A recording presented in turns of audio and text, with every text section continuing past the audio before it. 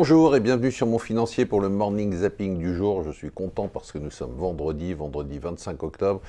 Et vendredi, c'est votre argent, une émission exceptionnelle. On a un très beau plateau, je vous dis ça chaque semaine, mais c'est vrai que nos plateaux sont bien parce que les invités sont formidables. Et donc on va traiter tous les thèmes qui ont marqué votre semaine et qui auront un impact sur votre argent. Alors aujourd'hui dans ma newsletter, je m'intéresse quand même à l'Angleterre. Alors non, je sais, non, je ne vais pas parler du Brexit, vous inquiétez pas, mais quand même, je m'intéresse à la résistance britannique, à la résistance de l'économie britannique. C'est quand même un pays qui, depuis 3 ans, est dans une incertitude totale, politique, mais ça on a l'habitude. Dans des pays comme la Belgique, l'Espagne, on a eu des années sans gouvernement. Ça, on sait que ça peut fonctionner, mais une incertitude économique, c'est-à-dire que les entreprises qui ne savent absolument pas quel va être le cadre futur de l'économie britannique.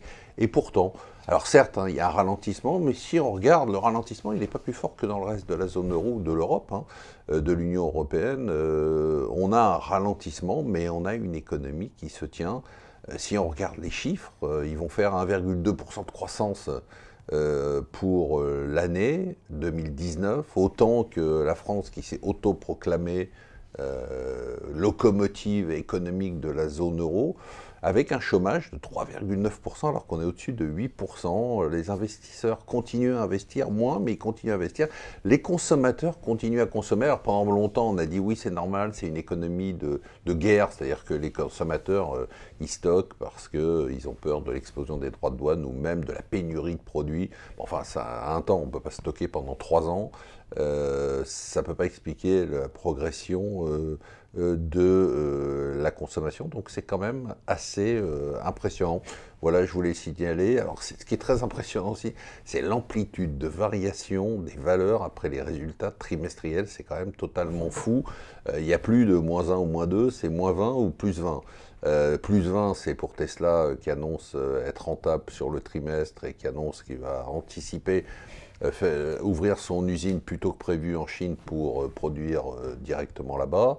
Twitter qui se fait massacrer, c'est -18%. Europcar, des mauvais chiffres, presque -40%. Nokia, -23%. Hier, Amazon, -10% après la publication des chiffres, après la clôture des marchés. On attend un massacre aujourd'hui sur Ubisoft et Capgemini qui ont lancé des avertissements. Bon, c'est pas très drôle. Je parle d'un sujet, je me suis dit, tiens, de temps en temps, je vais faire un petit business case. Je vous parle de Netflix. Netflix est quand même passionnant. J'ai découvert quand même que cette action avait été introduite en bourse en 2002 autour de 1 euro. Autour de 1 euro. Ça vaut 271, mais on est monté largement au-dessus. On est en baisse de 40% par rapport au plus haut historique. Voilà, je trouvais que c'était intéressant. Vous verrez dans la newsletter si vous avez le temps. Je donne quelques chiffres avec une question à 85 fois les résultats. Même si on a une croissance très forte, est-ce que la valeur est encore trop chère? Surtout qu'elle va se prendre quand même en frontal, pas mal de concurrence, et notamment la concurrence de Disney. La conviction du jour, c'est Sébastien Lalvé, qui est le patron de la financière Arbevel, et qui nous dit qu'il faut investir dans les small caps, parce que les small caps ont sous-performé de plus de 30% depuis 2 ans. Voilà, il faut le noter.